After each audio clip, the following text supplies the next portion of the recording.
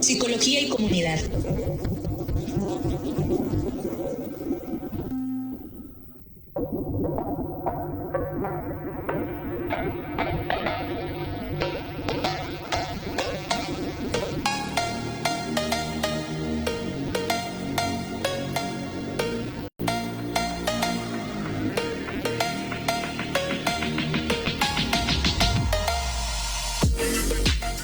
¿Qué tal, amigos? ¿Cómo están? Muy buenas tardes. Muy buenas tardes. Les saluda José Luis Roca. Frente a este micrófono estamos transmitiendo en vivo desde la UNICACH FM, Radio Universidad.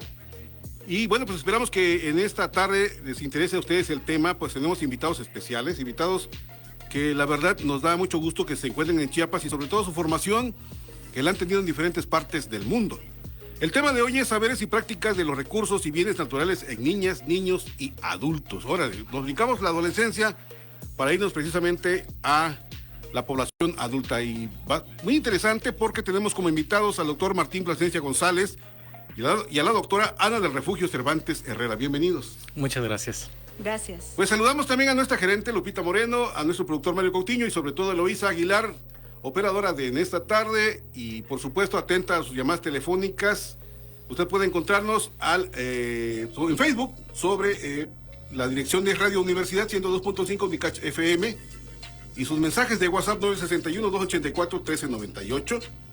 Repito, 961-284-1398. Y si usted quiere, pues también comunicarse a cabina, es al 961-618-1872 y 961-125-6658. Bueno, en este momento usted se estará preguntando, bueno, ¿qué es saberes y prácticas sobre los recursos y bienes naturales en niñas y niños y adolescentes? Vamos a escuchar en este instante de qué trata más o menos en términos generales el tema de esta tarde. Adelante, Eloísa.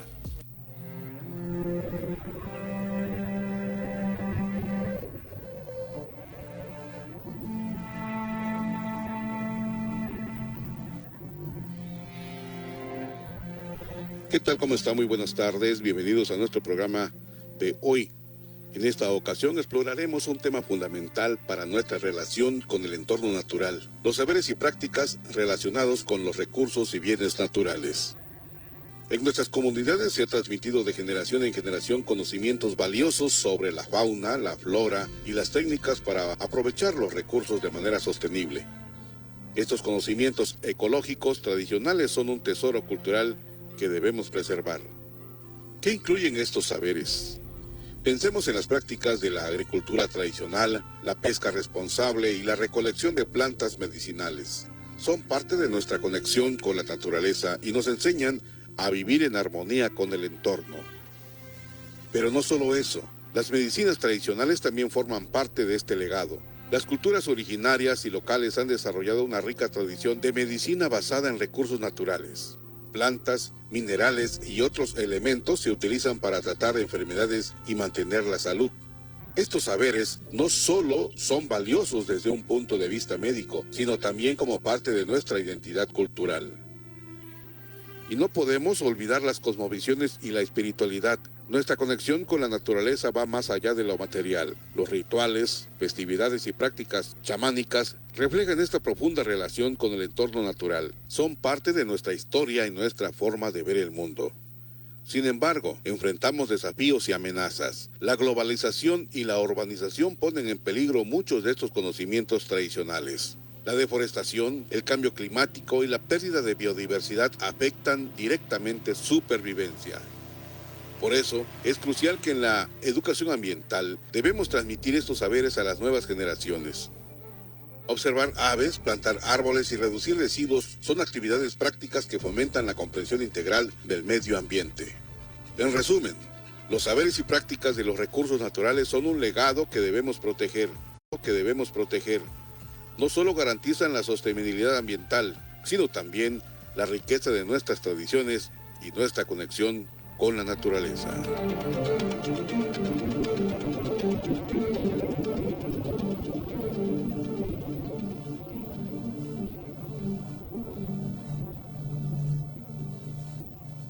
Voces del Sur.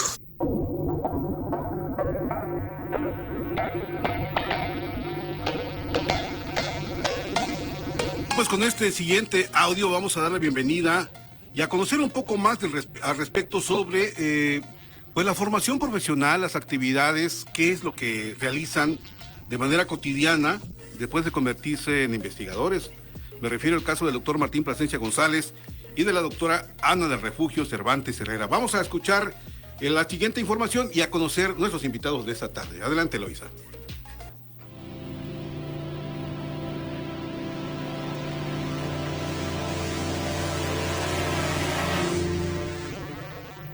Hoy en el estudio nos acompañan el doctor Martín Plasencia González. Es psicólogo y maestro de investigación educativa por la Universidad Autónoma de Aguascalientes, México, y doctor en desarrollo, aprendizaje y educación por la Universidad Autónoma de Madrid y la Universidad Nacional de Educación a Distancia, España. Es profesor titular de tiempo completo en la Facultad de Ciencias Sociales de la Universidad Autónoma de Chiapas. Es director en investigación de la Universidad Autónoma de Chiapas, profesor en 3 posgrados inscritos en el Sistema Nacional de Posgrado del Consejo Nacional de Humanidades y Ciencias y Tecnologías, CONACYT, doctorado en estudios regionales, maestría en el desarrollo local y especialidad en procesos culturales, lectoescritores. Además, es miembro del Sistema Nacional de Investigadores e Investigadores, CONACYT. Es también responsable técnico del proyecto de investigación e incidencia, participación comunitaria intergeneracional para el reconocimiento y resignificación de memorias bioculturales diversas sobre los usos de recursos naturales locales 2023-2024. Además, sus líneas de investigación son sobre infancia, cultura y escolarización. En este programa, además, nos acompaña la doctora Ana del Refugio Cervantes Herrera. Es licenciada en Psicología por la Universidad Autónoma de Aguascalientes. También es maestra y doctora en Ciencias Sociales y Humanidades, en el área de Psicología por la Universidad Autónoma de Aguascalientes. Es profesora titular de tiempo completo en la Universidad Autónoma de Ciudad Juárez, parte del núcleo académico básico de la maestría y del doctorado en Psicología en esa misma universidad. Se desempeña como profesora tanto en la licenciatura como en la maestría en Psicología en su institución de adscripción. Es miembro del Sistema Nacional de Investigadores desde el 2017 y miembro de la red Methodology for the Analysis of Social Interaction. A lo largo de su trayectoria, ha participado en 17 investigaciones desarrolladas en la Universidad Autónoma de Ciudad Juárez, la Universidad Autónoma de Aguascalientes y la Universidad Autónoma de Chiapas, centrándose sobre todo en conducta antisocial, entornos educativos y salud. Ha sido ponente con 182 trabajos en congresos nacionales e internacionales. También es autora y coautora de 19 publicaciones en revistas arbitradas e indexadas y capítulos del libro. Bienvenidos a Voces del Sur.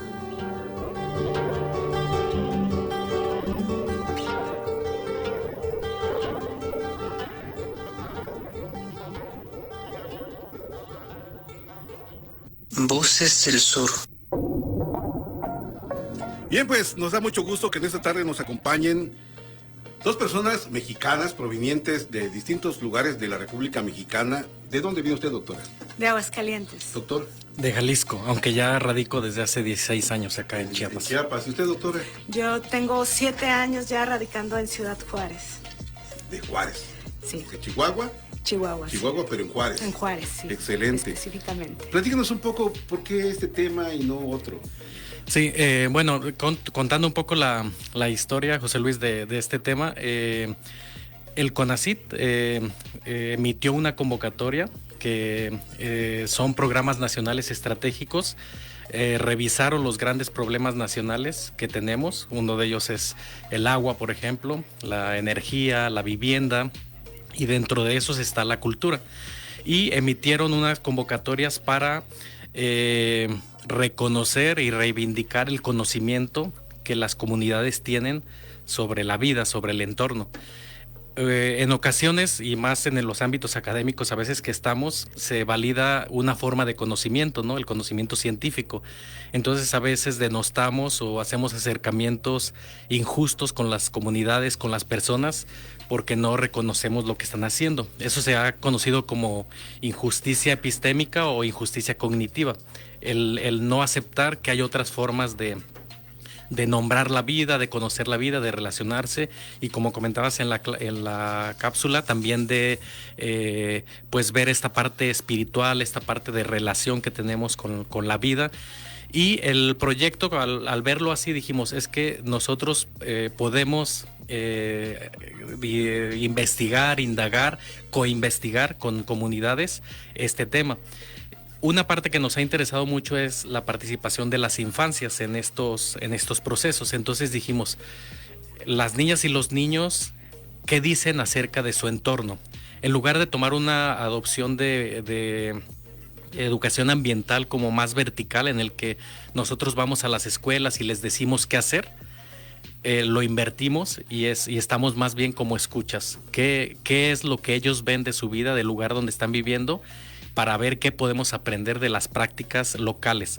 Y otro aspecto es, además que lo hicimos con niños, es que no lo hicimos con comunidades originarias, que es muy importante hacerlo con comunidades originarias, pero decidimos hacerlo con comunidades ejidales. Recordemos que en el país la mayoría del territorio está en manos de comunidades ejidatarias, en bienes comunales, es decir, estos bienes públicos. Entonces quisimos saber en comunidades más o menos nuevas, que están cercanas a reservas de la biosfera, qué es lo que dicen. O sea, niñas y niños, qué nos tienen que decir, y personas adultas del proceso. Entonces, un poco va por ahí la idea. Entonces, hicimos como un agrupamiento entre algunas instituciones. Está la Universidad Autónoma de Chiapas, la Universidad Autónoma de Ciudad Juárez, la Universidad Autónoma de Baja California, la Universidad de Tlaxcala, la Universidad de Brasilia, en Brasil, la Universidad Surcolombiana de Colombia, la Fundación Universitaria del Área Andina de Colombia también. Y entonces pues nos unimos como para hacer este proyecto, que es de estos denominados Proyecto Nacional, porque el aprendizaje que tengamos aquí queremos después expandirlo a otras comunidades. Excelente. Es un trabajo, quiero pensar, desde el punto de vista multidisciplinario. ¿Es correcto, doctora? Es correcto. Habemos diferentes tipos de profesores con diferentes formaciones. Desde la licenciatura hay psicólogos, hay antropólogos, hay licenciados en educación. Es multidisciplinario y también pues tiene esta diversidad de formas de trabajo, de interpretación que nos hemos ido encontrando y hemos ido construyendo este método de recolección de saberes y este cúmulo también de información de diferentes estados de la República y diferentes países. ¿Cuán importante es el hecho histórico, originario, de todo lo que representaría Hispanoamérica, Latinoamérica, en el pensamiento originario, sin caer en el eurocentrismo, ¿no? Porque nos hemos convertido en importadores de ideas foráneas, de ideologías foráneas, de teorías foráneas, pero teniendo lo propio en México y todo lo que es este gran brazo latinoamericano, creo que es muy fundamental el trabajo que ustedes realizan, principalmente cuando se retoma de la misma comunidad, de los mismos ejidatarios, de la infancia ejidataria, de los padres de esta infancia, para que en el hecho de que se transforme aquel discurso, aquel conocimiento de transmisión oral, pase a un contexto escrito y que de alguna manera se pueda compartir a los ojos del mundo y con los ojos del mundo y con los participantes del mundo. ¿Qué han hecho, doctora, en relación a este trabajo? ¿En dónde cabe usted como psicóloga o como especialista en conducta? ¿Qué es lo que hace? Bueno, hemos estado trabajando sobre cómo son estas plantas, cómo son estos animales, qué cosas, cuáles plantas y animales conocen los niños y niñas, sobre todo. Hemos trabajado sobre todo con niñas y niños. Y como psicóloga, estos usos, esta interacción que hay entre las plantas, los animales y los niños y los adultos. Es decir, lo estamos viendo desde este intercambio mutuo donde la naturaleza presente en el territorio condiciona el comportamiento de las personas que lo habitan al mismo tiempo que ellas lo van modificando, ¿no? Entonces estamos observando este intercambio mutuo, esta interacción mutua entre la población en este territorio, sobre todo niñas y niños, pero bueno, también hemos trabajado con adultos. ¿Cuál de importante puede ser, por ejemplo, el hecho de llevar a cabo esta investigación, este trabajo de saberes y prácticas sobre los recursos y bienes naturales en niños, niñas y adultos, en el hecho de que el conocimiento de animales, el conocimiento de la naturaleza, no es la misma de la población ejidal, de la población de nuestras comunidades originarias, al contexto urbano o al contexto rural? ¿Cómo impacta en el trabajo que ustedes realizan? ¿Qué es lo que han observado? Platíquenos, por favor. Bueno, a mí me parece súper interesante, sobre todo los últimos días he trabajado mucho con la base de datos. Y claro, es muy interesante cómo observan y conocen diferentes plantas, diferentes animales. Hemos trabajado con 3 comunidades ejidales, 2 en montaña y 1 en costa. Y claro, hay plantas, hay animales que se encuentran en ambos, no sé, el mango, las vacas, no sé, perros. los coches, los perros, sí. Pero hay plantas de animales que solo encontramos en unos de ellos, ¿no? Algo que hemos visto es que los niños y niñas de la costa toman como parte de su territorio el mar. Entonces empiezan a hablar de las plantas y de los animales que están en el mar cuando les preguntamos sobre estas plantas y animales de su comunidad. Esto a mí en lo personal me sorprendió y me pareció muy interesante porque, claro, su territorio no es la tierra, su territorio es la tierra y el agua. Y por supuesto, el tipo de plantas y animales que vamos encontrando van cambiando también en estas diferentes espacios, estos diferentes territorios que tienen diferentes climas también y que permiten un intercambio también de diferente índole según los espacios en los que nos encontramos. Entonces hemos visto que hay ciertos seres que se presentan en todos, pero también vamos viendo estas cosas, ¿no? En lo personal, yo que no soy de esta zona, hablábamos en la mañana en el seminario de biocultura sobre las uvas, ¿no? Y yo decía, bueno, es que los chicos de la costa están marcando uvas, pero yo no sé de qué uvas hablan cuando dibujan uvas, ¿no? Y entonces, bueno, tenemos todavía hipótesis de qué plantas están hablando cuando ellos dicen uvas, pero bueno, vamos a ir con ellos a corroborar, porque justo lo importante es rescatar estos saberes, estos nombres, estas maneras de nombrar y de convivir con las plantas y los animales de su propio territorio. Doctor Martín, ¿cómo ve usted en el avance de su trabajo de investigación que están realizando? Pareciera que esta dualidad naturaleza-hombre, naturaleza-ser humano, naturaleza-conocimiento, naturaleza-subjetividad, repercute en el hecho de ese rompimiento entre el respeto a la naturaleza por parte de la población del mundo, ¿sí?, y lo que originariamente se preservaba en México. Es decir, nuestros orígenes mexicanos le daban prioridad a este hecho de darle una divinidad al agua, a la tierra, a las plantas, a los animales, al jaguar, al tigre, ¿no?, a las guacamayas, etcétera, ¿no? Ha permeado, ha roto esta situación, esta dualidad, y ha afectado a la tierra. Bueno, hay como 2 perspectivas principales, si pudiéramos agrupar. Una que es esta perspectiva antropocéntrica, que ubica a los humanos como los importantes y todo se subordina a lo que hace el humano. Entonces, esa perspectiva es muy extractiva y muy agresiva con el entorno porque consume, y ahí el tema de estos modelos occidentales, capitalistas, europeos, que ven la naturaleza a favor de lo humano. Entonces, hay mucha pérdida de diversidad en esa perspectiva porque solamente lo que interesa para el humano en ese momento es lo que privilegian y lo demás lo denosta, ¿no? Lo vemos, por ejemplo, en la creación de agroquímicos y toda esa industria que privilegia unas plantas sobre otras. Entonces se está acabando increíblemente con una cantidad impresionante de insectos y de ciertas plantas que tienen mucha importancia ecológica. También el manto acuífero, ¿no? También los mantos acuíferos y todo esto, como que el agua, de ser considerado como un bien público, digamos, se está cada vez concibiendo más como un bien privado y que se puede comercializar. Hacia allá van las nuevas tendencias o las nuevas economías, están poniendo atención en ese recurso, ¿no? Lo denominado como recurso, no como bien cultural o bien social.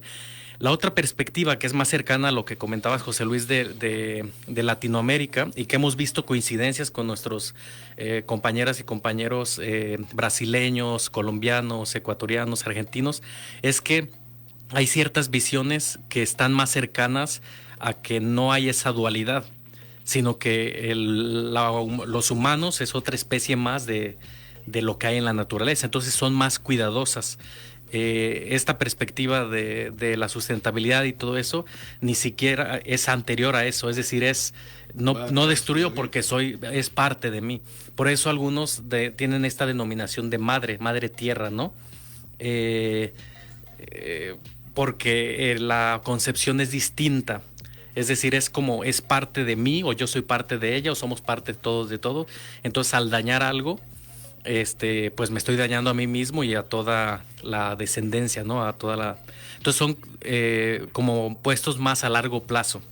Y los otros modelos antropocéntricos es lo inmediato, lo que va a satisfacer. Entonces nosotros, al acercarnos precisamente a estas comunidades, ahorita lo decía muy bien Ana, nos interesa también la parte urbana. Estamos, te comento, haciendo algunas también revisiones con niñas y niños de ciudades. Por ejemplo, estamos justo en trabajo de campo en Ciudad Juárez, en Guadalajara, en alguna ciudad del Estado de México, en Puebla, en Sinaloa, en algunas localidades, en Zacatecas, porque y en Chiapas está en Pijijiapan, que es el centro donde estamos trabajando.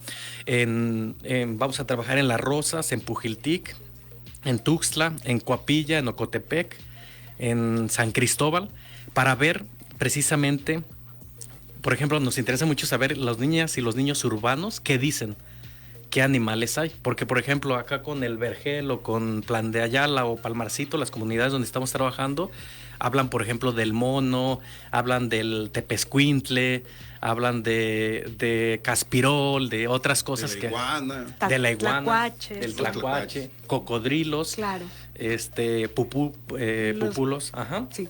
Pero que no son vistos como acá en el zoológico, es parte del entorno. Entonces, ¿cuál es la población con la que están trabajando en términos académicos? Es decir, ¿con qué nivel? ¿Nivel primaria, nivel jardín de niños, nivel secundaria? En las comunidades, abierta. En las comunidades ejidales han sido niños de primaria y adultos, los miembros del ejido. ¿Padre o tutor? Invitamos en general población abierta abierta de adultos y ellos, pues, con la población que viene trabajamos. En el resto de las ciudades y puntos urbanos es primaria y secundaria. Excelente. Sí. Platícanos un poco del reto que están realizando en este instante, porque no es fácil decirlo, pero el hacerlo es donde truenan las habas, ¿no? Y sí, crujen los vidrios y las hojas secas al pisar. ¿Qué problemas han encontrado? Porque, por ejemplo, hablan de bienes comunales, hablan de líderes de los ejidos, ¿no? De los comisarios ejidales. ¿Han encontrado puertas abiertas? ¿Han tenido que tocar varias veces? ¿Han tenido que mover el picaporte? ¿Qué han hecho? ¿Cómo han solucionado estas aristas que se encuentran justamente en toda esta población con la que ustedes están trabajando? Bueno, en el tema de los comisariados, afortunadamente hemos tenido encuentros agradables. Cuando iniciamos, como anécdota y como registro de lo que estás diciendo, José Luis, llegamos y nos asociaban que probablemente podríamos ser robachicos. Estaba justamente en Pijijiapan el rumor de que había personas que llegaban a robar a los niños y el grupo de trabajo iba precisamente a trabajar con niñas y niños. Entonces lo que hicimos fue ir a Presidencia, presentarnos, llevar un escrito. Después fuimos con otras autoridades militares, por ejemplo, policiales, a llevarles el escrito para que estuvieran enterados. Y después fuimos con las autoridades ejidales, les mostramos eso y nos presentamos antes de cualquier cosa. Con los documentos sellados. Sellados, sí, ¿no? sellados de recibido. Aún así, tuvimos apenas una sesión. La semana pasada todavía hay esa como duda de quiénes somos. Y hemos estado yendo, en 2022 fuimos un tiempo, el año pasado, y estamos yendo otra vez, pero aún hay personas de quiénes son ellos, de dónde vienen. Dudas. Sí, quiénes son, a qué vienen, y son preocupaciones genuinas, porque las gentes dicen, bueno, es que cómo protegemos a nuestras infancias, a nuestra comunidad. Entonces, siempre que pasa eso, nosotros lo observamos como una preocupación genuina y lo que hacemos es hablarlo y dar toda la información de nosotros lo más pura o lo más prístina que se pueda para que se entienda quiénes somos. Claro. Y de alguna manera también asisten a las escuelas, a las casas de los habitantes. ¿A dónde asisten? En las comunidades ejidales trabajamos en el Salón Ejidal y en el domo, que pues es ese domo, ese espacio público que existe dentro de las comunidades, que está techado y que es amplio, donde se pueden hacer diferentes tipos de actividades. En la escuela también, en la comunidad de la costa trabajamos directamente dentro de la escuela, y en el resto de en las ciudades, en otros centros urbanos, sí, vamos y tramitamos directamente el acceso en las escuelas con las autoridades escolares. Ahí en muchas ocasiones se habla también con los padres de familia, y ahí dentro de los mismos centros escolares es donde se hace esta recolección de datos sobre estos saberes de los niños y niñas. Digo, eso es muy interesante, porque la investigación que se realiza de alguna manera tiene diversas direcciones. Independientemente, antes era de la obtención de la información y ahí nos vemos, ¿no? Y jamás te vuelvo a ver. Aquí no, aquí es de qué encontré y qué te comparto.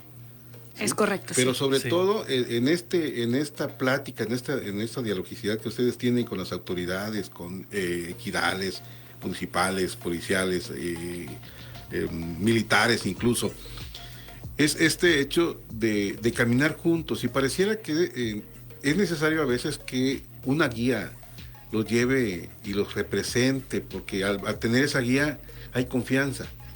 ¿Sí? Una anécdota, como paréntesis de la investigación, yo sé que es más importante su investigación que la anécdota, sin embargo les puede ser útil. Sí. Por ejemplo, al caminar en las comunidades de nuestros pueblos originarios, es importante hablar con el líder de la comunidad, y que permita, porque se hace un plebiscito, ¿no? Una reunión, y en este sentido los presentan y acuerdan si los reciben o no los reciben, ¿no? Y que los horarios tienen mucho que ver. Por ejemplo, hay poblaciones en donde los niños no pueden salir de su casa por la tarde, porque justamente han atravesado una serie de violencias, de raptos, de violaciones a sus hijos. Entonces hay mucha desconfianza, ¿sí? Y el hecho de ese acercamiento debe ser con veracidad, con conocimiento, con intercambio de confianza mutua, para que pegue, es decir, ese diálogo mutuo y esa sinceridad abierta para alcanzar esos conocimientos, porque realmente los veo a veces como investigadores en el hecho de estar escarbando y encontrar, no sé, grandes vestigios importantes, y aquí sería el conocimiento que toda la población tiene guardada, que regularmente a veces por esta situación cultural, por esta situación idiosincrática que tenemos los mexicanos, los vamos dejando a un lado, y pareciera que nos fijamos en los de enfrente, en los de allá, de los güeritos de arriba o los del otro lado, y que nos olvidamos que México tiene un conocimiento mucho más allá, y nuestros pueblos originarios nos lo demuestran a través de su conocimiento cosmogónico, que va mucho más allá de la simple aspecto reduccionista que tienen otras teorías importadas a los investigadores mexicanos, ¿no? Sí. ¿Cómo permea esto? Bueno, es importante lo que dice José Luis. El proyecto se llama de investigación e incidencia. Desde ahí está planteado que tiene esta parte como de interés científico, de interés académico, por decirlo así, de aprender más de las comunidades, pero este otro componente de incidencia es también regresar. Entonces estamos trabajando la idea de museos comunitarios representativos. Esta idea de museos comunitarios es crear algún tipo de museografía, de producción a partir de las personas, de algo que les represente a ellos. Tuvimos la experiencia hace poco, y agradecemos al ejido Emiliano Zapata de municipio de Mazatán, que tienen ellos un museo comunitario sobre cuidado de la tortuga marina. También tienen uno en Tolomita y Palmarcito, también del cuidado de la tortuga marina, en Pijijiapan.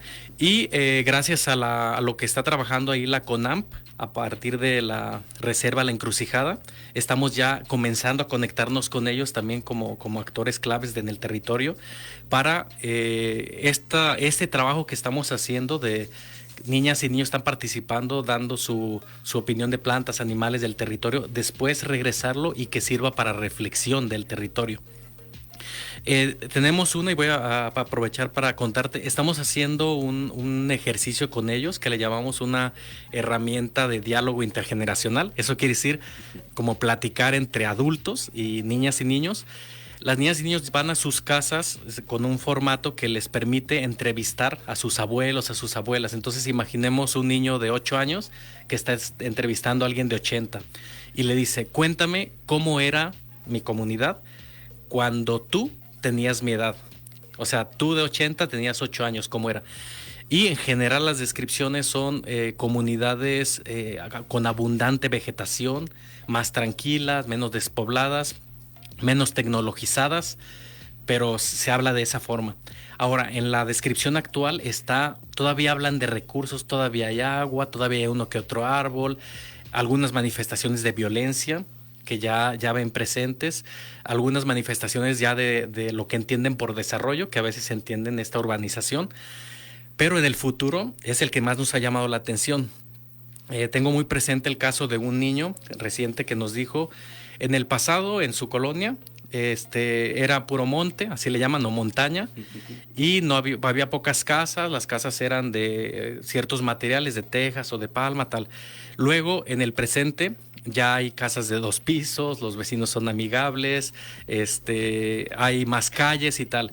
Pero en el futuro, dice, en el futuro creo que va a haber trenes eléctricos, va a haber edificios, va a haber parques, y las personas ya no van a tener casas, van a rentar cuartos. Entonces, este pensamiento, esto que está pasando en este diálogo de los niños y de los adultos, nos hace pensar qué futuro estamos analizando, o sea, hacia dónde vamos.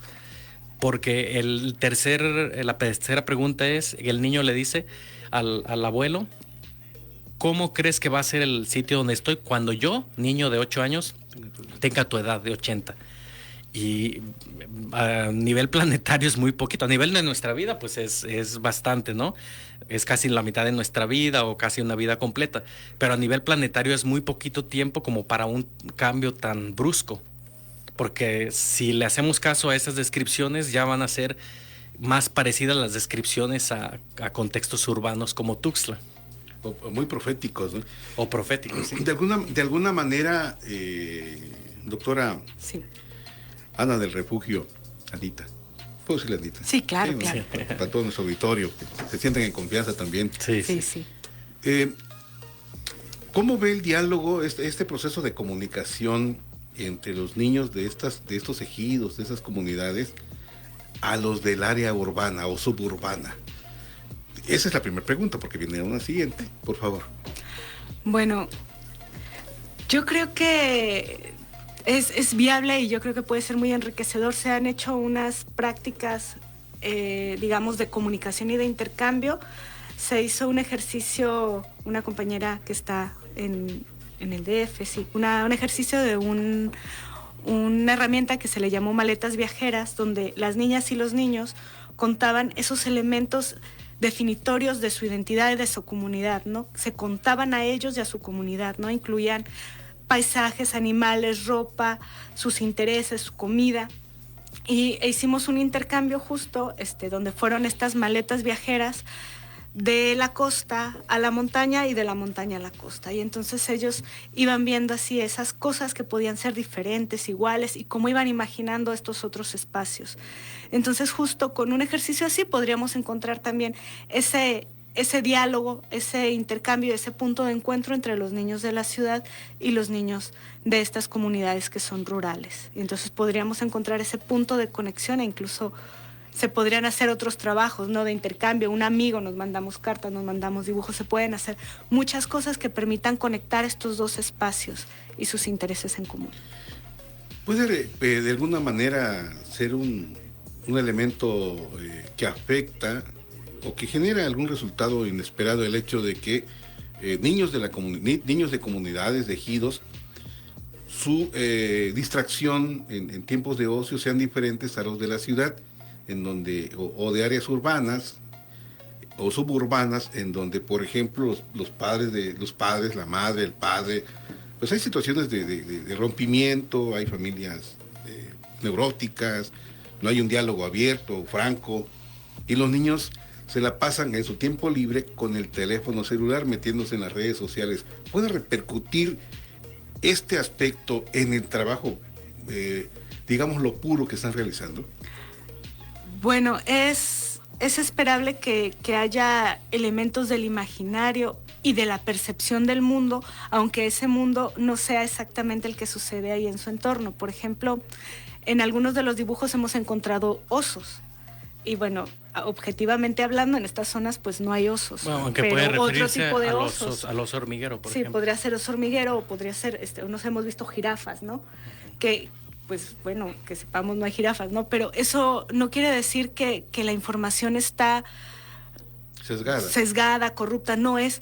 Nos da cuenta justo de cómo es esta comprensión del mundo y cuáles son los elementos que ellos perciben y que ellos tienen en su imaginario y que les ayudan a comprender su espacio, su territorio y su lugar y su papel dentro del mismo. Entonces, está bien, como un conocer. apunte, creemos, personalmente creo que las niñas y los niños rurales también son aficionados al celular. Solamente que hay ciertos condicionantes de derechos culturales y de derechos a tecnologías que no tienen. Por ejemplo, dos de las comunidades, Plan de Ayala y El Vergel, en la biosfera del Triunfo, no tienen acceso a telefonía todavía y a internet. Pero no es decir, están privados de eso. Entonces yo creo que si hubiera esa posibilidad, ese camino de diálogo entre los niños urbanos y los rurales podría ser muy efectivo, porque les interesan las mismas cosas. Yo no soy de la idea de criminalizar a estos aspectos. Claro, no se trata de eso. Pero más bien es, por ejemplo, si coexisten y por estos efectos de la globalización, ya se hace alguien un TikTok en China y lo hace divertido, nos da risa también a nosotros acá, ¿no? Y le va a dar risa a una niña y un niño en contexto rural.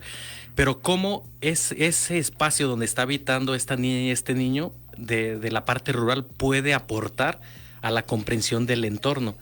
Por ejemplo, el tema del agua, que es un tema súper complejo, en estas comunidades por ahora no tienen pensado sí, que no tienen problemática, a excepción de algo que los hizo reflexionar. En Plan de Ayala tienen una captación de agua que históricamente siempre les había dado, la tomaban directamente de un arroyo. Y esta ocasión, hace unos días, fue el gran fenómeno porque se secó.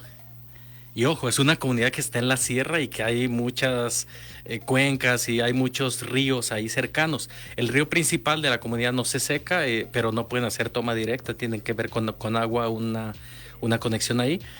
Pero incluso, digo, esta comunidad que tiene, digamos, abundancia de este bien o de este recurso, tiene ya este pensamiento. Entonces, ¿qué pasará con niñas y niños de Tuxtla? Yo les comentaba a ellos, ¿sabían que en Tuxtla el río principal, el Sabinal, todavía conozco personas, no sé si te tocó, José Luis, que eres de acá, que iban a jugar, a pescar, no sé qué hacían por ahí. A bañarse. Entonces, esa como cosa que parece como utópica, como abandonada, como muy, al final se hace ahí. Pero yo digo, bueno, y Tuxtla teniendo un río que potencialmente es muy bonito tener un río, ¿cómo hacer para recuperar y no enviar todos los desechos ahí a ese espacio? Uh-huh. Es un ámbito para otro costal, ¿no? Ajá. para otra historia. Sin embargo, creo que se ha venido trabajando el rescate a través de plantas residuales de agua, ¿no? Pero que realmente en otros municipios pues hacen falta, y aquí en Tuxtla Gutiérrez ya ni se diga. Hay 2 o 3 creo por allí, pero no abastecen. Uh-huh. Para recuperar este afluente tan importante como lo fue en su momento, y lo sigue siendo, pero ahora pues manchado por aguas residuales, como lo es el río Sabinal, ¿no? Que es una vertiente importante y que llega a dar al río Grijalva. Uh-huh. Recordemos que el río Grijalva viene de Mérida, de Yucatán, y todos estos atraviesa Tabasco y llega, bueno, es una historia ya le tocaría a los que hablan de cuencas y hidrología, ¿no? Sin embargo, ¿cuál es la importancia que le ponen, que ustedes han encontrado en los elementos estos de la importancia de los niños a los recursos naturales? Bueno, yo creo que es enorme, tanto en términos de pensar en el futuro, que serán los futuros administradores y tomadores de decisiones, tanto en sus territorios como en otros, pero también como agentes que pueden cambiar la forma en la que se hacen las cosas aún ahora, ¿no? Siempre pensamos en cómo los adultos afectan a los niños, pero casi no pensamos en cómo los niños afectan a los adultos, y es enorme el impacto que los niños tienen. Entonces puede ser un gran papel en la toma de decisiones, en el manejo diferente de estos elementos del paisaje y del territorio, y pueden tener también pues eso, un papel decisivo en las próximas décadas en términos de lo que se hizo ahora y de lo que ellos hicieron ahora. Okay, si me permite tantito, estamos platicando con el doctor Martín Plasencia González y la doctora Ana del Refugio Cervantes Herrera. Ellos están compartiendo el trabajo sobre saberes y prácticas sobre los recursos y bienes naturales en niñas, niños y adultos. Y gracias al mensaje de Yasmín Moal, saludos al doctor Martín y a la doctora Ana. Muchas gracias. Hola. Gracias por estar en sintonía con nosotros y vernos a través de las redes sociales, principalmente de Facebook. Gracias, de verdad nos emociona porque nos permite compartir con ustedes todos estos temas que son de vital importancia, porque nos permite analizar el presente para poder ir planeando en lo futuro y recordar que lo que sembremos hoy es lo que vamos a cosechar mañana, ¿no? Y que en un momento determinado los niños pueden estar pensando, cuidar la naturaleza es importante, y llegan a ustedes y dicen, no, sí es importante, tengo que seguir sobre este camino, aunque papá, mamá o el abuelito no lo hagan, ¿no? Sí, creo que, y lo hemos visto, todavía estamos en ese proceso de mostrar las producciones, le llamamos nosotros a lo que hacen las niñas y los niños para los adultos. Pero de repente se sorprenden por la visión que tienen las infancias.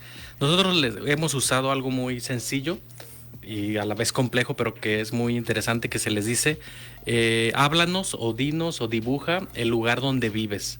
Y ahí se integra lo que comentaban y lo que habías preguntado de los recursos y bienes.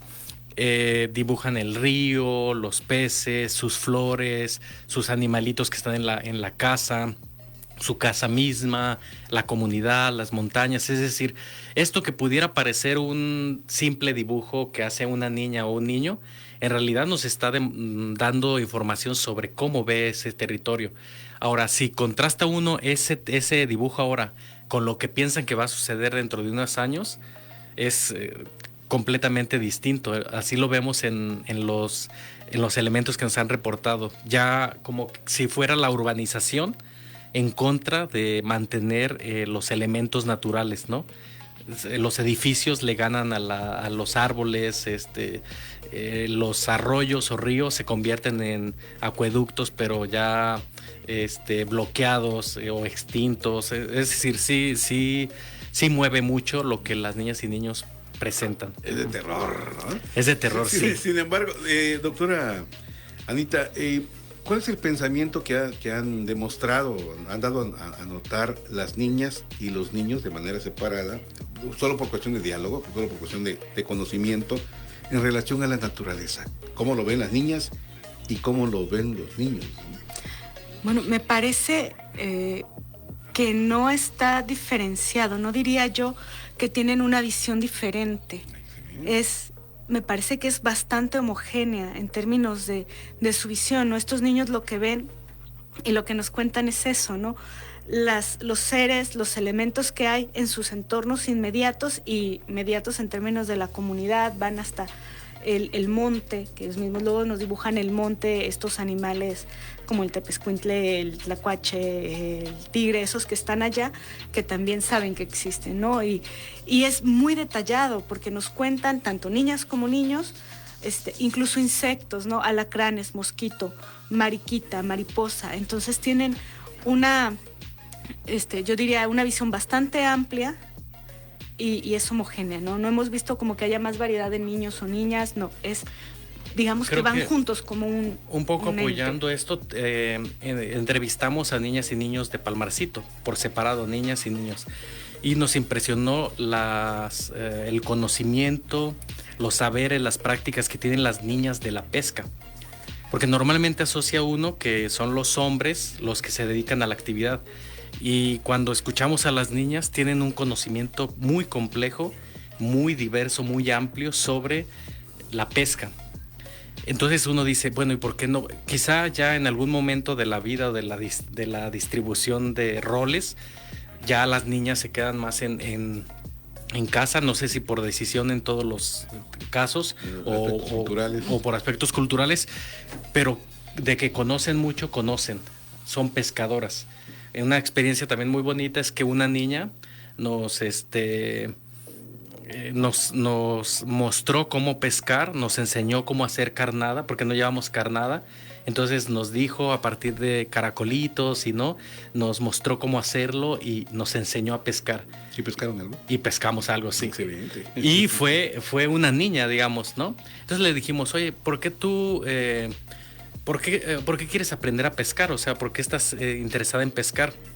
Y ella dice, para que si en el futuro me deja mi marido, yo tenga con qué sostenerme. Su familia, ¿no? Sí, entonces esa posición de que nosotros la vemos como de resistencia, muy importante de ella, como de agencia, de capacidad de empoderamiento, le dicen algunos, ¿no?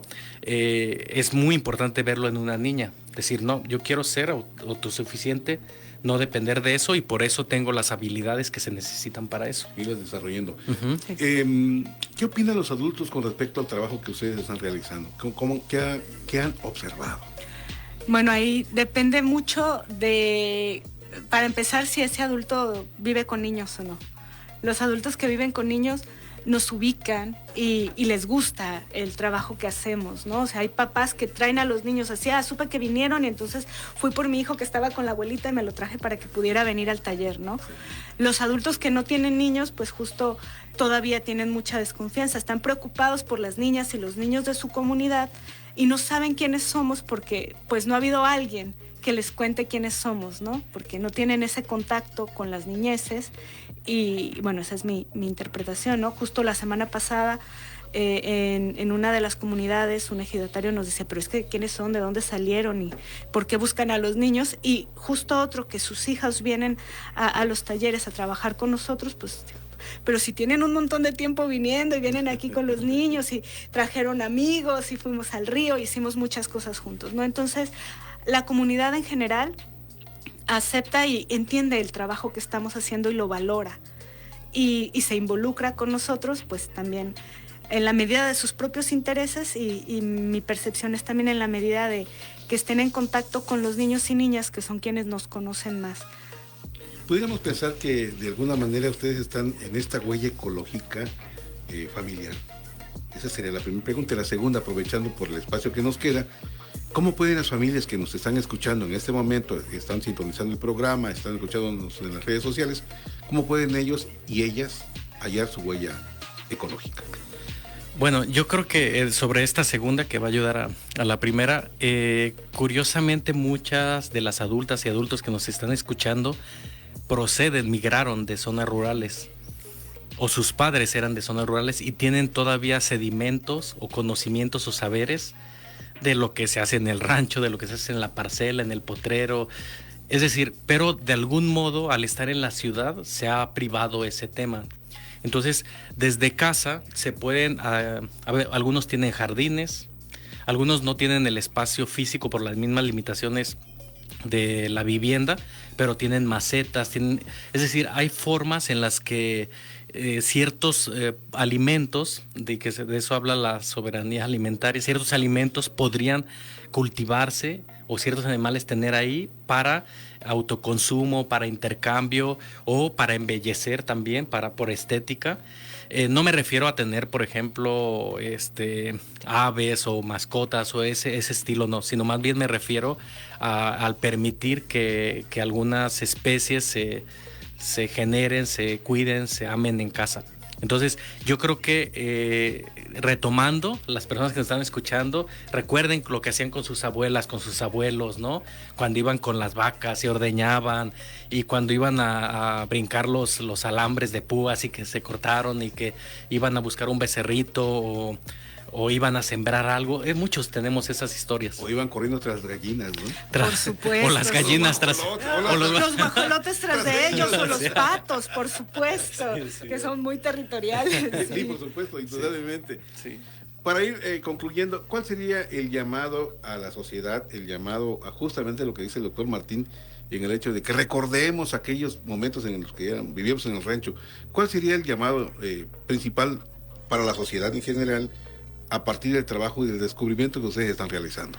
Creo que es justo eso, ¿no? Recordemos esa conexión que tenemos con nuestro territorio, con nuestro entorno, con esos saberes que tal vez parecieran lejanos, ¿no? Mi abuelita cocinaba y qué rico estaba. Bueno, intenta recrearlo, intenta reconectarte con el territorio y con este consumo que puede ser autosustentable. Y pensar desde dónde estoy, cómo puedo reconectarme y cómo puedo mejorar este intercambio que estoy teniendo con mi entorno y con mis compañeros del resto de la naturaleza, creo yo. Sí, bueno, también recordar que la vida planetaria es una vida que se está afectando mucho, ¿no? Entonces, a veces uno cree que las acciones individuales no interfieren en tanta complejidad, pero creo que puede uno, desde lo que uno puede hacer, ¿no? Lo que decía de cuidado de plantas, teníamos esa tradición también antes, ¿no? En las familias, sí. Recordamos nuestras abuelas que ponían sus, bueno, yo recuerdo a mi abuelita con sus plantas en las latas de chiles, ¿no? Y que las colgaba todas ahí, tenía orégano, tenía perejil, tenía... Ruda. Sí, ruda. No sé, mi abuelita tenía tunas, tenía nopales, que puedes tener en una maceta en casa y puedes cosecharlos. Y de esos colgantes, ¿no? También. Claro, telefonito. Entonces, y otra es aceptar que podemos aprender mucho de otras personas, de nosotros mismos, pero de otras personas, y que como prejuicio de manera muy injusta sobre la vida rural, creo que debe despejarse. A veces hay prejuicios muy feos de que no saben, de que etcétera. Debe desterrarse y reconocer más bien todo lo que saben. Gran parte de la alimentación mundial ahorita, bueno, una parte sabemos es por esas empresas que han acaparado, ¿no? La producción de alimentos. Ese es otro tema quizá para otro programa. Ojalá. Sí, pero en el tema de la importancia que tenemos cuando vienen a nuestros mercados, al mercado de los ancianos, a los mercados locales que tenemos y que traen sus producciones, ¿no? Una lechuga fresca, hierba mora, retoños de chayote, no sé, cualquier cosa que tenemos. Cueza tan rica. Entonces podemos también reconocer esa vinculación y ver, bueno, hay gente que está produciendo para nosotros también. Por supuesto, y esa recolección también de alimentos silvestres. Sí, claro. Que son muy importantes y que se están perdiendo a través del tiempo, que no se deben perder porque son alimentos exquisitos. Sí, ya platicaremos en otra ocasión. Sí. Bueno, pues agradecemos infinitamente a usted que nos permitió acompañarle a través de las redes sociales, a través de esta importante frecuencia, 102.5 Unicach FM. Agradecemos a nuestros invitados en esta tarde, la verdad, muy emocionado. De verdad, nos da mucho gusto que hayan venido, que nos hayan hecho ratito de tiempo y que mencionarles que esta emisora es suya. Muchas gracias. Pueden venir cuantas veces así lo consideren pertinente. Compártanos sus conocimientos, sus avances, por favor. Vamos a estar pendientes de ustedes. Muchas gracias. Sí, muchas gracias y gracias por la invitación. Al contrario, por aceptar y venir con nosotros. Gracias a nuestra gerente Lupita Moreno, gracias a Mario Coctiño, operadora Eloísa Aguilar, gracias. Este es un equipo de trabajo. José Luis Roca frente a este micrófono le desea un fin de semana excelente. Síganos escuchando, siga con la frecuencia de Unicach FM. Nos escuchamos el próximo jueves en punto de las 4. Hasta la próxima. Muchas gracias.